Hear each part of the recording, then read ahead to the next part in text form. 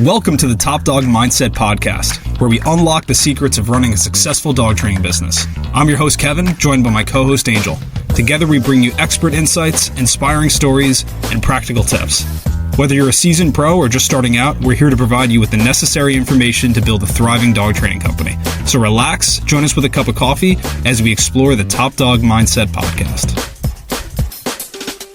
Welcome in, everybody. Excited to be back here. Kevin and Angel, we got another podcast for you guys. And it's been a couple weeks. I've been traveling. Angel was traveling as well. And now Angel is sucking it up and recording this podcast, even though she's not feeling very well. So, Angel, why don't you just give everyone an update and tell everyone how you're feeling here? I feel like absolute trash, but I'm going to fight through.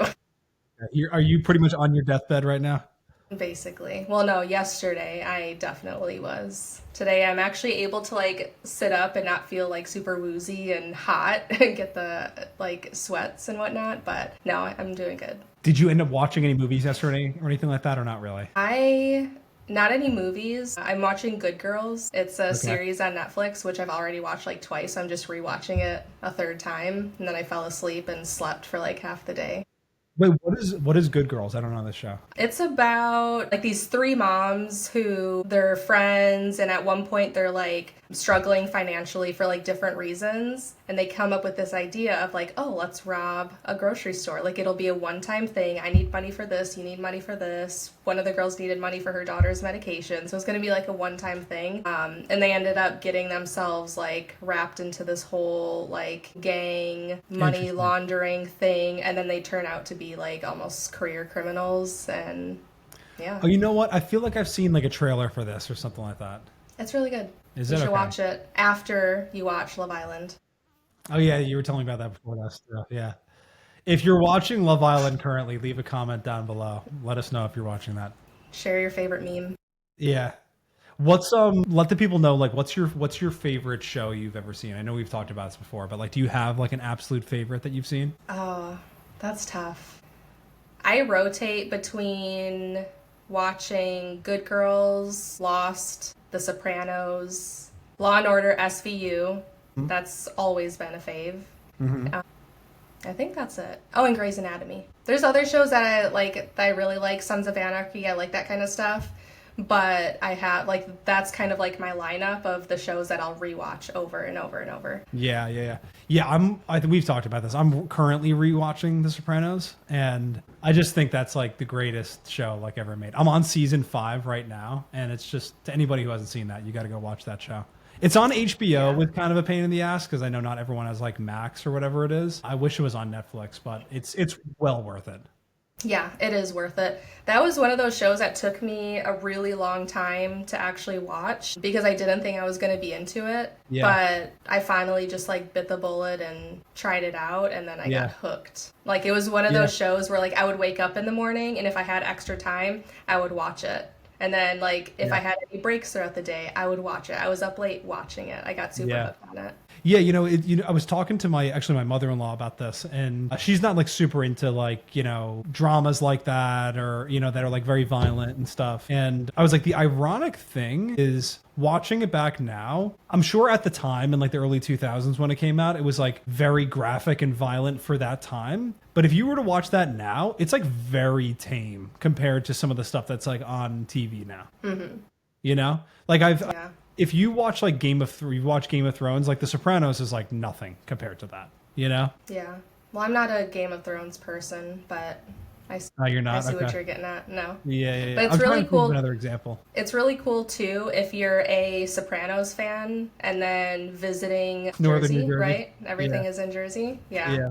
And then visiting there and seeing where certain scenes were filmed. That's really cool. Yeah, next time you come up here, we'll have to take a drive over to West Caldwell so you can see the house.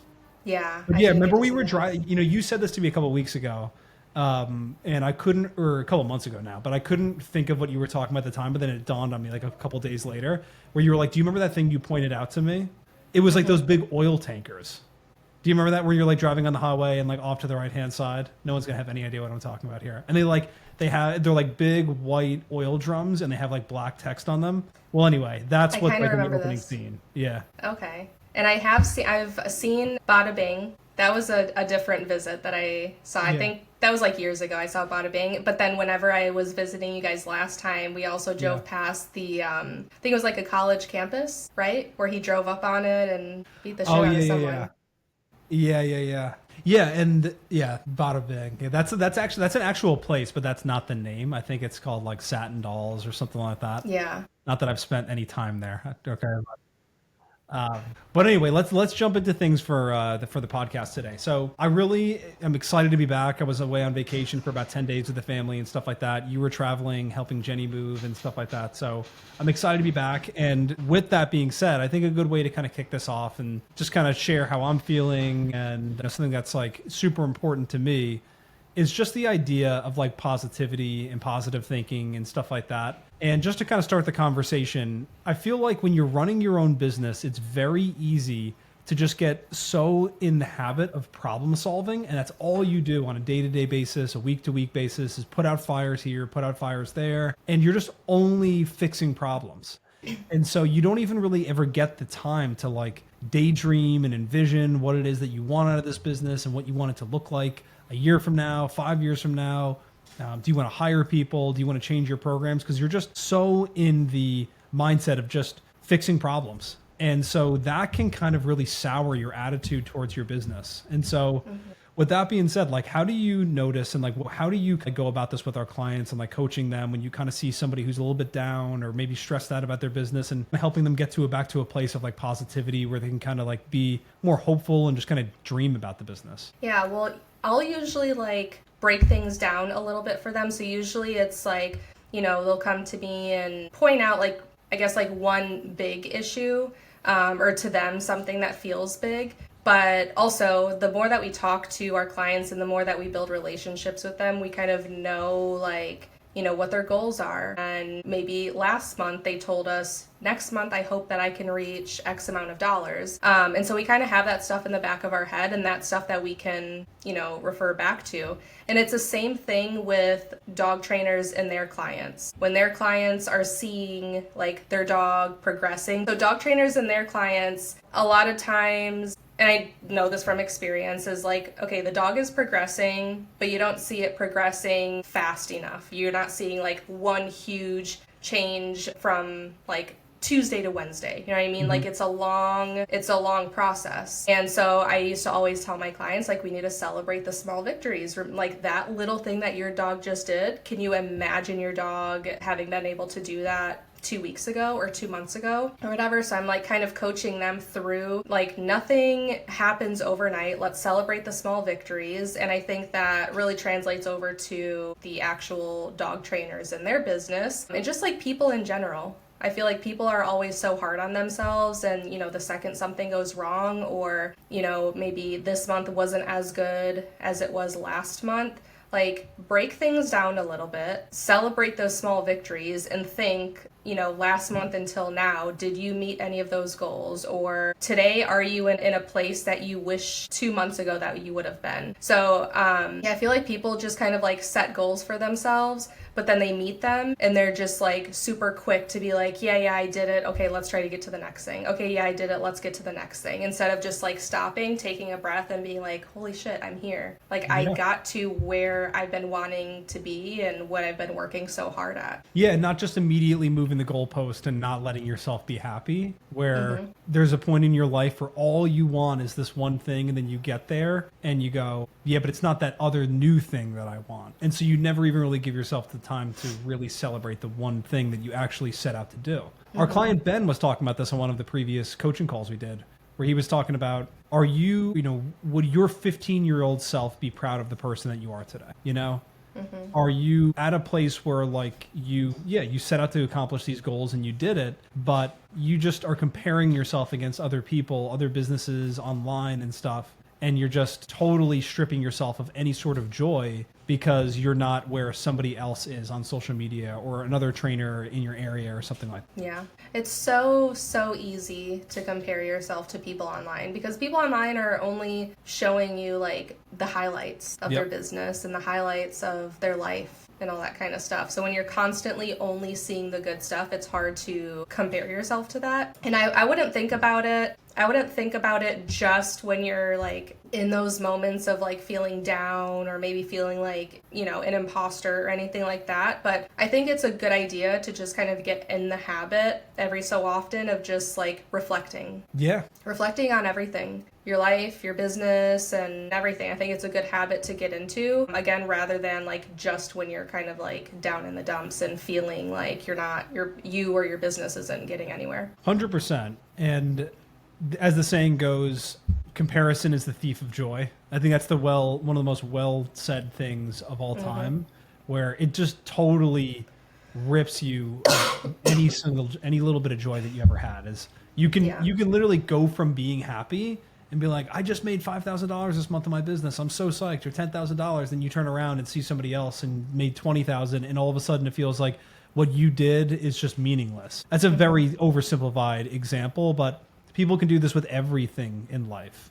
You know, go and get your first apartment, and then you look on social media and some kid you went to high school with is driving a Lambo, and you're like, I don't feel like I'm doing shit with my life, you know? But it's just, don't compare yourself to other people.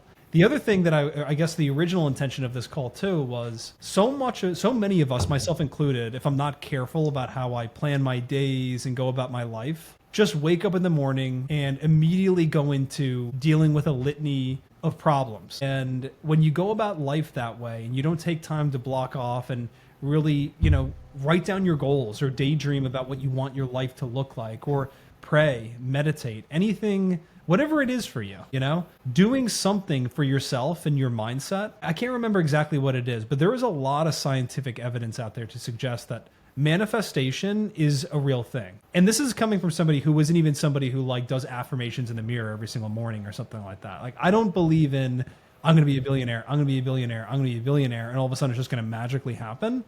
But I think what it really is it's making a game plan and setting a legitimate goal for yourself. And then, you know, hey, these are the little steps that I can take on a day-to-day basis to get to that thing. If you don't really set an actual pathway forward to getting towards something, you don't actually set a goal for yourself, then you're never going to get there. But we're kind of talking around the topic. I think what I really want to get to is finding a way to force yourself into a state of positivity.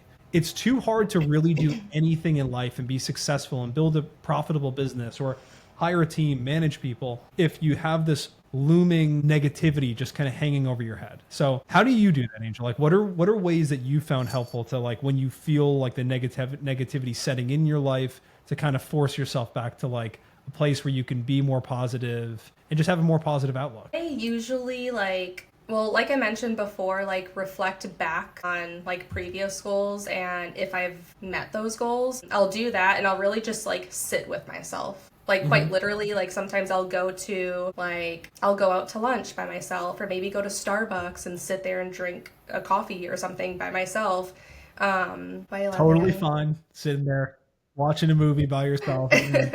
Honestly, I really respect it. Not to go off on a tangent here, but real quick, I had somebody say that to me years ago, that she goes to the movies by herself. And at first you're like, that's kind of weird. And then she said to me, she's like, I wanted to go see movies and my friends were always so flaky, so I just go. And I'm like, you know what? Right on. That's cool. I'm going to start doing that myself, you know? Yeah, I mean, I did used to think it was a little weird. And like, I knew people who did it, who would like go out to eat by themselves, like legitimately at like a sit down restaurant, or go like to the movies by themselves and stuff like that. And I'm like, that's weird. I could never do that. Like, I would just feel so weird and awkward.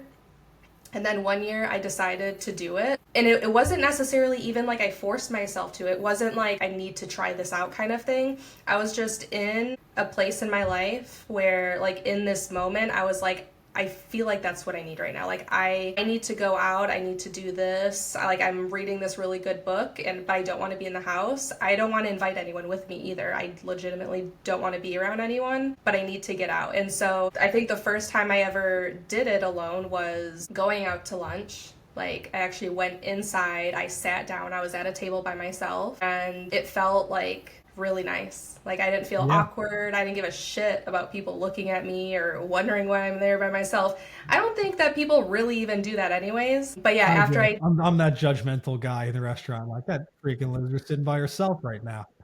No, I'm only kidding. But yeah, once I did it that time, I realized how good it felt, and I just kept doing it after that. And now I actually make it a point to do that. And I mentioned this before, like reflect and like just sit with those thoughts every so often, not just when you're feeling negative. That is what I do when I'm feeling negative, but also I try to do it as part of like a normal routine. So that way it doesn't have to be one of those situations where it's like, I'm doing this because I need to get out of my head. Like if I make it part of a normal routine, maybe that'll help my mindset altogether. But like I said, just kind of like sit with myself and think about like everything that's going on. And because it's easy, like when you're in your head and when you're feeling a lot of negativity and all this stuff, like your mind and your thoughts just become like a clusterfuck. And it's hard to think straight through anything. It's hard to think of any positivity in that. So if you allow yourself to just like sit in peace, whatever peace is to you, and be able to like actually sort out your thoughts and think more logically. And like if you have a family member or a friend or something like that that normally gives you really good advice, like think about those things. Like, okay, let me organize these thoughts, think logically, what would so-and-so say, or what would so-and-so suggest that I do in a situation like this? Exactly. I think that's the biggest thing, is being able to like organize everything going on in your brain to like, again, think through them more like logical and rational. Yeah. Somebody said this one time to Jamie, and she repeated it to me, and I always thought it was brilliant. You know, give yourself the advice that you would give to another friend. It's so easy to beat yourself up and say, you're an idiot, you suck at this, and talk to yourself in this way that you would never talk to somebody else. And if you went to somebody else with your problems, like someone who's a true friend, someone who will be honest with you, but at the same time be supportive towards you and stuff, they may agree and say, hey, yeah, you really did mess this up. This was not a good thing for you to do. But at the same time, like, this doesn't define you, or hey, you actually were legitimately victimized here, but that's not going to define you, and help you with a pathway forward. Dealing with all the mental clutter, you got to have like a way to actually deal with it. The way it was taught to me is thinking of it in these terms: selfish, dishonest, self-seeking, and afraid. So whenever something happens to you, think about, what is the selfish aspect of this? And I think a lot of people think of the term selfishness as like a really negative thing. But what I mean by that is like, how is it affecting me, right? What happened? Somebody stole something from me. Like I literally go through this in my head when something happens to me that I don't like the way, and I feel like it's starting to cause a resentment or anger towards somebody or something. It's like, okay, what was the selfish outcome that I wanted, right? I didn't want them to steal that thing from me. Okay. Dishonest. I start talking about like, what are all the dishonest things that I'm starting to think about here about myself or this other person? And maybe like, you know, here, this happened again. I'm somebody who this happens to. I'm the type of person who gets taken advantage of. And it's like, okay, that's a lie that you're telling yourself. Or you just start going totally bad on this other person, and they're the worst person in the world. Obviously, using the example of someone stealing something from you, that, you know, it's kind of like hard to justify that behavior. But like self-seeking, what did I do in order to kind of like deal with this situation, right? Did I go completely inward and become completely depressed? Is that a pattern in my life that I shouldn't be doing? You know, did I lash out and start taking out my frustration on my family members and the people closest to me? Did I, you know, humiliate this person on social media or talk shit about them behind their back? Like really thinking about the way that you handle things. And then the last one being afraid, you know, how did this cause fear in me? You know, what am I fearful of? You know? And so what I've usually found in my life is that the number one fear that I always found popping up for myself over and over and over, and if I'm not careful, I'll still find today, is fear of not getting my way. That's what a lot of stuff like fear boils down to. Is like, I'm scared that I have this thing that I want, or this thing that I want to have happen, and I'm very fearful that it's not going to. I think the main thing is just auditing your thoughts and auditing where your mind is wandering to and stuff like that. It's very easy just to have these thoughts, never really think about it, and just be like, it is what it is. I had that thought. That's going to define my reality. And it doesn't need to be that way. You control what you think. That's, I think, what this really comes down to, is be careful about what you put into your mind. Be careful about who you give your time to, because those two things will heavily dictate how you go through life. But just because you have a thought doesn't mean that you need to fully give yourself to that idea. You know, like you can have an idea of even something like a bizarre idea or something like really sick and twisted can pop into your head. But that doesn't mean that you actually think that thing or you actually feel that way or want to like bring that thought into real life. These are just thoughts, and it's just like your subconscious and your conscious running wild. And I think a really amazing thing that we have the ability to do as human beings is actually channel that and not just become a complete slave to whatever random idea or emotion pops into our being. Yeah, I think it's really important to be able to sit with your thoughts, because I know a lot of people can't do that. Like, I know people personally who are like uncomfortable with doing that. Like the whole like thinking through your thoughts and like sitting by yourself and like getting into your feels and all that kind of stuff. Like if you are the type of person who feels like you have to constantly have something going on in order to kind of like drown out any thoughts in your mind, then that's a good sign that you need to work on being able to sit with yourself a little bit more. Exactly. It's a really uncomfortable thing to do, you know? And I think that there's so much gold that is typically found in things that are uncomfortable in life. I think the easiest and most applicable example is always going to be fitness. It's really uncomfortable to go into a gym and lift really heavy weights or sprint really hard for an extended period of time on the treadmill. But in order to get to the other side of like the results that you actually want to have and the way you want to look and the cardiovascular system you actually want to have, you need to do that stuff. And it's just, you know, pressure forms diamonds. And so I always think about that, you know, somebody said one time that pressure is a privilege. You know, if you're in a place where you actually have pressure on you and there's people relying on you and you have a business and stuff, it really is kind of a privilege to have that opportunity to be able to provide for other people and, you know, people in your community and stuff like that. So that's kind of the way I would think about it is, you know, not everybody gets to do this. Not everybody is cut out for this. And if this is your calling, then that's a beautiful thing. Yeah, exactly. Well, we're out of time here. We have 1 minute left, so we're going to wrap it up here. But I hope you guys got some value out of this. I hope everybody is having a great start to the summer, depending on where you are in the country. It's just starting to kind of get warm up here. Warmer, I should say, consistently in New Jersey. But I'm sure if you're in like Texas and stuff like that, it's probably sweltering. So, but with that being said, we're going to wrap up for the day. We appreciate you guys, and we got some cool stuff coming. Angel and I are thinking about creating a different way for you guys to be able to communicate with us and be able to like submit questions for us to answer and stuff like that for you. So as always, like in the meantime, if you guys have anything that you want us to talk about, if you have any questions you want answered, anything that you're kind of struggling with in your business and you want some clarity on, always feel free to drop that down below in the comment section or even post it in the group, the Dog Trainer community, and we'll do our best to answer absolutely everything for you guys. So with that being said, we appreciate your support, appreciate you guys watching, and we'll see you guys very soon in the next one. See you guys. Bye, guys.